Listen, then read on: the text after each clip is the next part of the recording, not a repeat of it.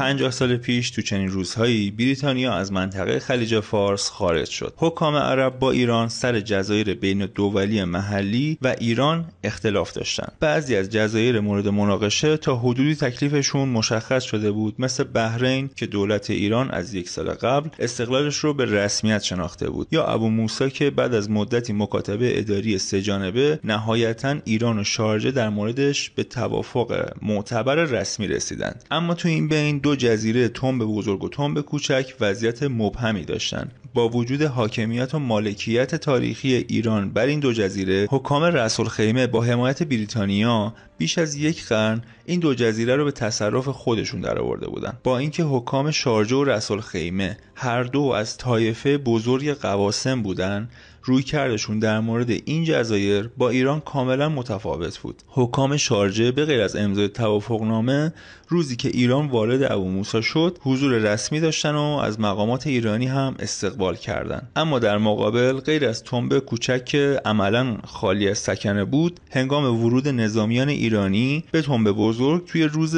30 نوامبر که این تاریخ خیلی مهمه، 30 نوامبر، یه درگیری پیش اومد. مامورین پلیس جزیره به سمت نیروهای ایرانی شلیک کردن و درگیری آغاز شد. آخرش هم معلوم نشد که ظاهرا یا کلا در جریان نبودن یا دستور مستقیم به مقاومت داشتن. اما تو این درگیری ها 4 نیروی ایرانی و 1 مسئول پاسگاه پلیس محلی کشته شدن که این مسئولی که کشته شد یه آقای 20 ساله‌ای بود به اسم سالم سهیل خمیس. بعد این ماجرا که ایران به اونجا مسلط شد، تعداد زیادی از ساکنین عرب هم به رأس الخیمه منتقل شدن. با آقای سهیل خمیس توی رأس الخیمه مثل یک قهرمان برخورد کردن و خانواده‌اش رو تکریم کردن.